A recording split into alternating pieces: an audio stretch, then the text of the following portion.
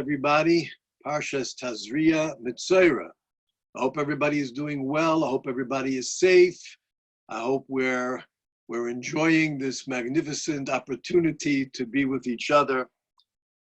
In Parshas Tazria, we have the remarkable halacha laws of tzoras. As we know, tzoras is an affliction that could come upon the walls of one's home, or the material of their garment, or on their own body.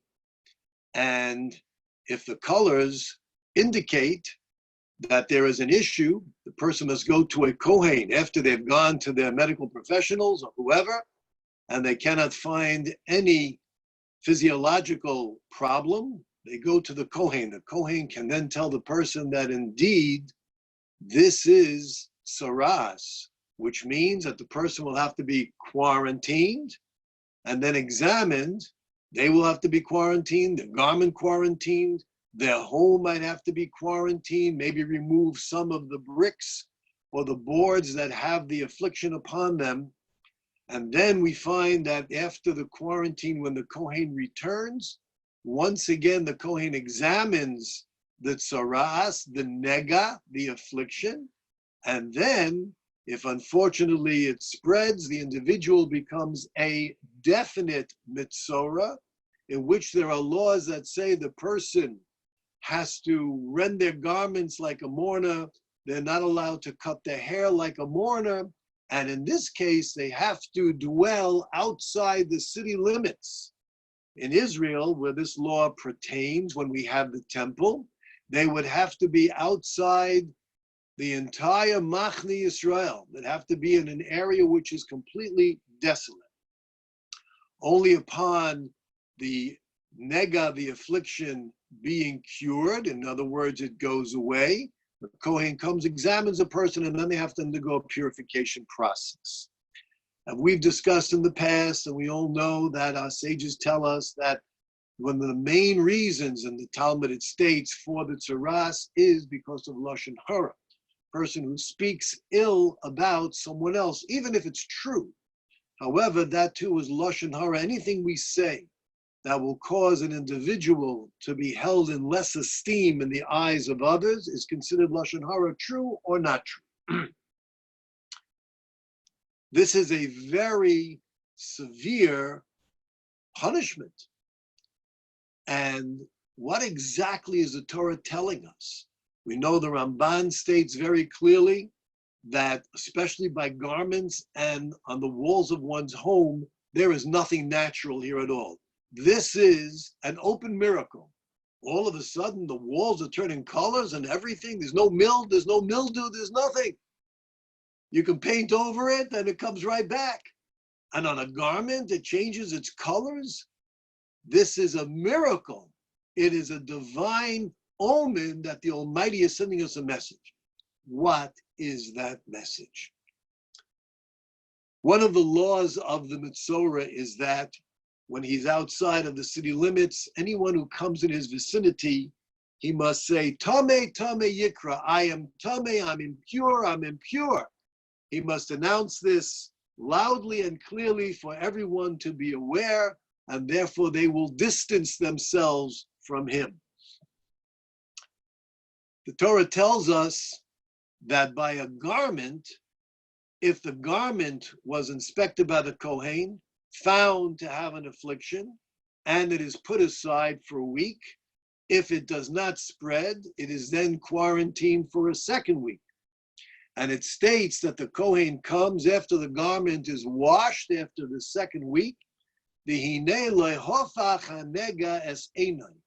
affliction did not change its appearance. In that case, it is definitely impure and the garment has to be destroyed. It must be burnt. The Chassam Sofer quotes a Zohar in which the Zohar says, Lehofach hanega. The nega wasn't overturned, wasn't changed.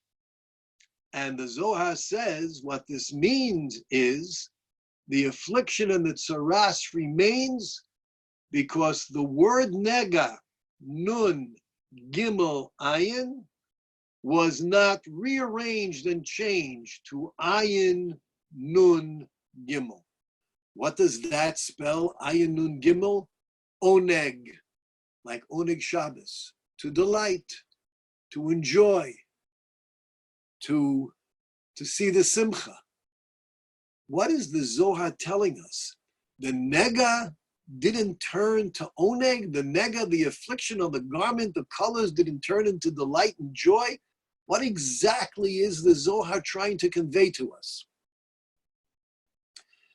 The Shloah HaKodesh notes that the Metzorah, when anyone comes within his vicinity, he must say, Tameh, Tameh, I'm impure, I'm impure.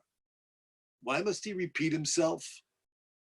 Isn't it enough he announces nice and loud, he sees that people are listening, I'm Tameh, keep your distance. He has to say it twice. Tameh, Tameh, Yikra, I'm impure, I'm impure. The Shloah HaKodesh says that the Torah is revealing to us the essential flaw and the source of this tzoras, this affliction.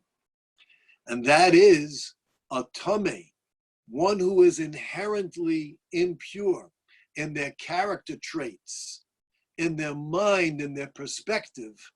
Tameh yikra, he always sees in others the impurity. In Hebrew we say, mumsha b'cha al toima b'chavercha. The blemish that we possess, we should not speak about in regard to others. In medical terms, they call this projection. A person is projecting. They might have some weakness and they see it in others, not themselves. They see it in others. They recognize it, they see it, they denigrate it, they speak about it. Such a person who has this flaw, and the flaw is not being addressed. The Torah is telling us that human nature is such that if we don't address it, it will tear us down. And that rather than deal with our own weaknesses and recognize our issues and work with them and deal with them and improve, it's easier sometimes just to destroy the message or the messenger, attack someone else. If someone has issues in their business, they can go around blaming left and right, but it's not going to correct their business. They might bring in a consultant, and the consultant will say, here are the problems. Person is addressing the issues. They're trying to improve and correct. A person who does not have within them the ability to deal with the honest truth of their own weaknesses, more often than not, will see those weaknesses in others. They will project it upon others. And why is that? Why do we find that there are those who will, of our own people, that there are those who will try to prevent the Jewish community from putting up an Eruv, or building a mikveh, or opening a synagogue? We've had cases where Jewish people, they don't want to let other Jews who move into their neighborhood start a day school, support a day school, have a mikveh, have an Eruv, have a shul. Our own people. Why? The Gentiles have no problem with it. The answer is because human nature is, lost it here, rather than deal with our own issues. What's the issue? What's going on? Rather than deal with our own issues, a person would rather be critical of others. There are those who might feel inadequate. Maybe I feel inadequate because I didn't have an education. Rather than get an education, rather than work diligently and earn, person rather criticize others. An individual who didn't have an education, individual who feels spiritually inadequate, rather than say, let me improve, they say, no, we don't want it. We don't want those religious people. We don't want an Orthodox synagogue. We're not interested in a mikveh. This is the ailment. That is the nega. This is what the Shloach HaKodesh is teaching us. A tameh, one who is inherently dealing with their own impurities, rather than attempt to correct it, would rather say others are impure. I don't need to be fixed. I don't need to be corrected. I don't need to improve, but rather the others, they're the source of all of our problems. They're too liberal. They're too right-wing. They're too left-wing. They're too centrist, whatever it might be.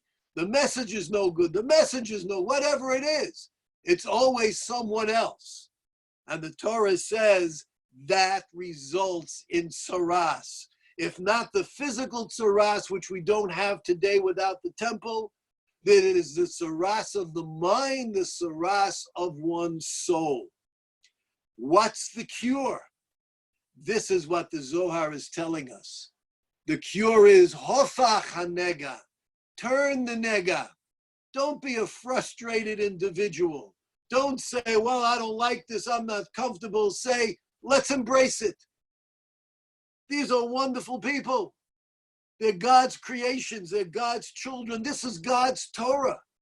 Who am I to criticize and denigrate? Let me open my heart. Let me open my soul. Let me open my arms. Let me learn something. Let me attend a class. Let me go online. Maybe I'll find some interesting, inspiring class, thoughts of Torah. Let me turn the nega, change the nun gimel ayin into oneg, into a delight. Let my life become delightful. Let me see the good in others. Maybe I'll see the good in myself. Let me enjoy the delights that God has given us. Where can we find these delights? Without question, in Torah study. It opens our minds, it opens our souls, it opens the portals to the world to come. What if a person can't be engaged in Torah study? They can't engross in Torah study. We can engross ourselves and we can engage ourselves in ma'asim tovim, good deeds, kindness, charity, helping others. We're all at home now. We all seem to be quarantined like this Metzorah. What is God's message? I wish I could give you a simple answer. This is something that each and every week we have to sit down, maybe on Shabbos, and we should talk. What is the message here? What's God trying to teach us? What's the lesson? What are we supposed to learn from all this? We're in quarantine. We're in quarantine and we're amongst each other, but we have to be distanced. Just like the Metzorah, we have to be distant. Stay away, stay away. There's a virus, stay away. The oneg. God wants us to delight. Let's call someone. Let's pick up a phone or text or however we communicate. See how someone else is doing. How are you? How are you holding up? Have you changed your sheets lately? Have you got enough toilet paper? Whatever it is. The most important things in the world today, pick up a phone, call someone, share a thought, share an idea. Let's seek out the oneg, the delight in life. Do we have flaws? Do we have weaknesses? Who doesn't? Of course we do. But that doesn't mean that we have to project and see the bad. On the contrary, there's obviously a nega, an affliction here amongst humanity.